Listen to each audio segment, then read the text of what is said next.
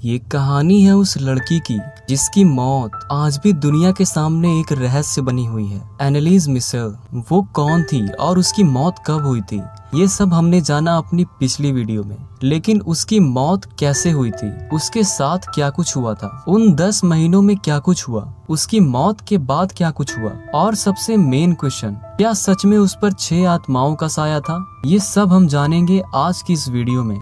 वो पूरे 10 महीने एक कमरे में कैद रही और एक दिन वो हार गई अपनी जिंदगी से। लोगों का कहना था कि वो मरी नहीं बल्कि उसे मार दिया गया।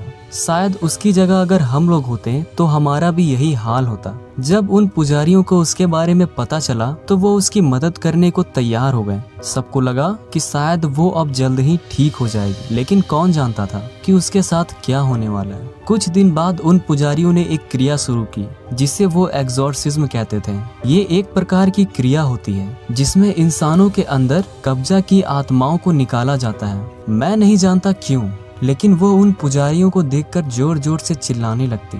वो अपने आप को नुकसान पहुंचाने लगती। उसकी हरकतें इतना ज्यादा एबनॉर्मल हो चुकी थी कि कोई भी इंसान डर जाए। उसकी इन हरकतों के कारण वो पुजारी उसे एक कुर्सी या पलंग पर बांध दिए ताकि वो अब खुद को नुकसान ना पहुंचा सके। अब उन पुजारियों ने उस पर वो क्रिया करनी शुरू की। एक बात है जो मुझे भी हैरानी में डाल देता है, वो उन पुजारियों से अलग अलग लैंग्वेज में बात कर रही थी। इस क्रिया के दौरान ही पता चला कि उसके शरीर में एक नहीं बल्कि 6 आत्माएं थी।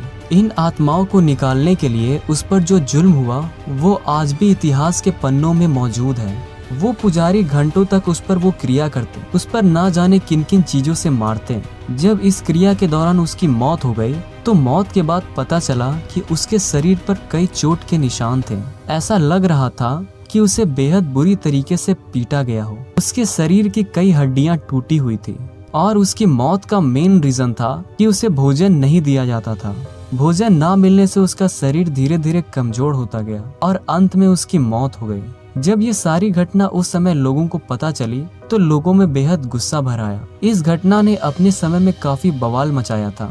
ये सारी बात कोर्ट तक गई और कोर्ट में कई सालों तक केस चला, लेकिन कोई पक्का सबूत न होने के कारण उसके माता पिता को छोड़ दिया गया और बाद में उन पुजारियों को भी छोड़ दिया गया। एक तरफ पूरा शहर इस घटना से नाराज था तो उसके दूसरी तरफ उसके माता पिता का कहना था कि मेरी बेटी भले ही अब मर चुकी है, लेकिन वो अब उन बुरी आत्माओं के चंगुल से आजाद है। मैं नहीं जानता कि कोई माँ बाप ऐसा कैसे कर सकता है। अब सबसे मेन क्वेश्चन, क्या सच में एनालिस मिशेल के अंदर 6 आत्मा थी? क्या सच में वो किसी रूह के कंट्रोल में थी? अगर नहीं तो वो सब क्या था जो उसके साथ हुआ? वो आखिर इस तरह क्यों बिहेव कर रही थी? आखिर उसे हर जगह वो आत्माएं क्यों दिखाई दे रही थी? और वो आवाजें जो उसे सुनाई दे रही थी, क्या वो सब झूठ था? आखिर उसे क्या हुआ था? अगर सच कहूँ तो मैं भी नहीं जानता उसके साथ क्या हुआ था, लेकिन हाँ, जो हरकतें वो कर रही थी वो एक दिमागी बीमारी के कारण होती है जिसे स्किज़ोफ्रेनिया कहते हैं। इसमें इंसान को ऐसी ऐसी चीजें दिखाई देने लगती है